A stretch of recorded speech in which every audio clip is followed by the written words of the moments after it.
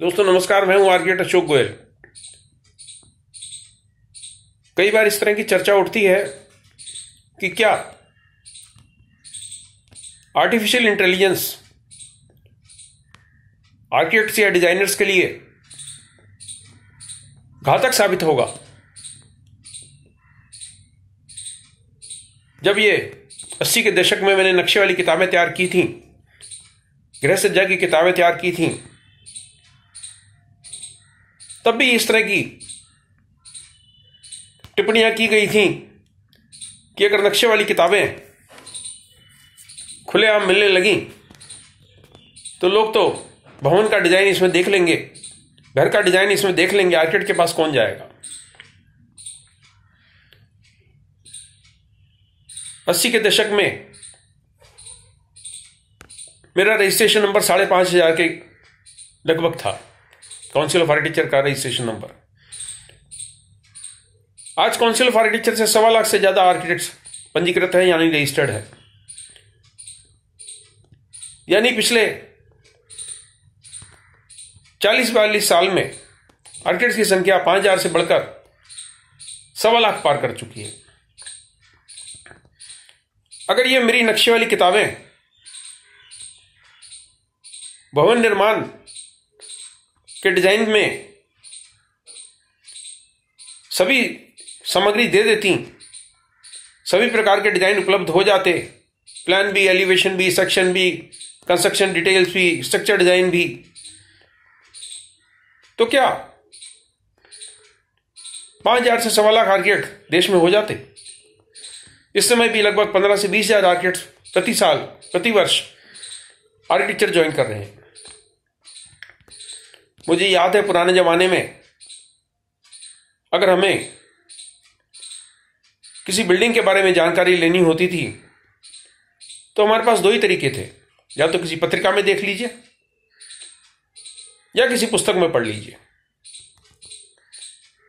आज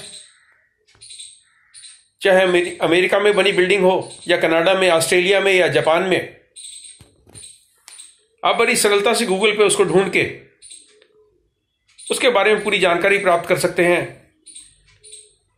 बिल्डिंग के आगे पीछे दाएं बाएं के सभी प्रकार के व्यूज देख सकते हैं और बिल्डिंग के अंदर भी सैर कर सकते हैं।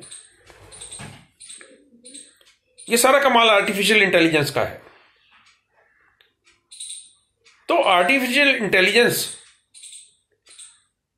कभी भी आर्किटेक्ट से आर्किटेक्चर के लिए घातक साबित नहीं हो सकता। यह डिजाइन की अगली कड़ी है। जो काम हम हाथ से करते थे, पर्सपेक्टिव हाथ से बनाते थे, 2 point perspective, 1 point perspective, Spectator point लिया, व्यू पॉइंट लिया, प्लान एलिवेशन फिट करे, फिर प्रोजेक्शंस लिए और पर्सपेक्टिव बनता था। आज ऐसे सॉफ्टवेयर आ गए हैं जिसमें आप किसी भवन का निर्माण 2 डायमेंशन की बजाय सीधे 3 डायमेंशन में करते हैं और उसमें कंप्यूटर स्क्रीन पे ही आप घुमा फिरा के पूरी बिल्डिंग में खिड़की दरवाजे लगा सकते हैं, फ्लोरिंग कर सकते हैं, कलर स्कीम्स बदल सकते हैं, टॉयलेट फिक्सचर्स लगा सकते हैं, इलेक्ट्रिक फिटिंग लगा सकते हैं, सभी प्रकार की सर्विसेज को दिखा सकते हैं और उसके वॉक थ्रू बना सकते हैं, उसमें घूम फिर सकते हैं, आगे पीछे लैंडस्केपिंग कर सकते हैं। सब कुछ आर्टिफिशियल इंटेलिजेंस के माध्यम से। लेकिन ये सब कुछ करता कौन है? ये सब कुछ मैं और आप करते हैं। आर्टिफिशियल इंटेलिजेंस हमने बनाया है। तो आर्टिफिशियल इंटेलिजेंस मेरे से और आपसे आगे नहीं निकल सकता। पुराने जमाने में डिजाइन के कोर्सेज नहीं थे। अब bachelor of design, master of design के कोर्सेज आईआईटी ने लॉन्च किए हैं कुछ साल पहले। प्रोडक्ट डिजाइन के, इंडस्ट्रियल डिजाइन के, फर्नीचर डिजाइन के, कम्युनिकेशन डिजाइन के, फुटवेयर डिजाइन के, तरह तरह के डिजाइन के कोर्सेज अलग अलग इंस्टीट्यूट्स में चल रहे हैं, जिसमें आर्टिफिशियल इंटेलिजेंस, कंप्यूटर्स और सॉफ्टवेयर्स का पूरा इस्तेमाल किया जाता है। लेकिन ये डिजाइन निकलते कहां से हैं? यहां से, या तो मेरी खोपड़ी से या आपकी खोपड़ी से।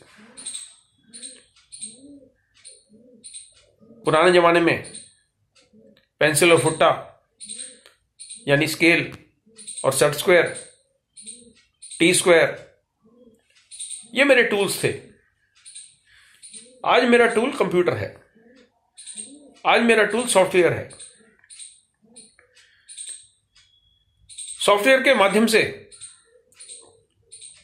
मैं काफी तीव्रता से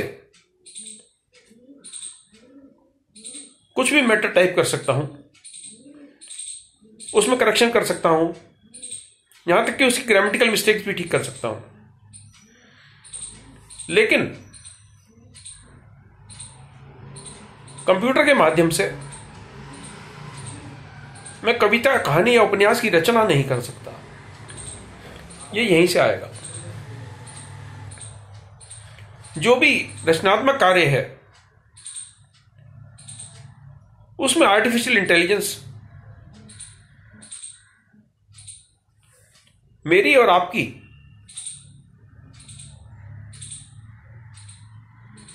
रचनात्मक कुशलता को पीछे नहीं छोड़ सकता।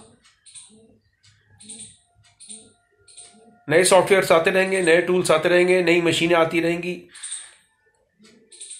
कंप्यूटर और ज्यादा मेगाबाइट, गीगाबाइट, टेराबाइट्स के आते रहेंगे, सॉफ्टवेयर्स की स्पीड बढ़ती रहेगी।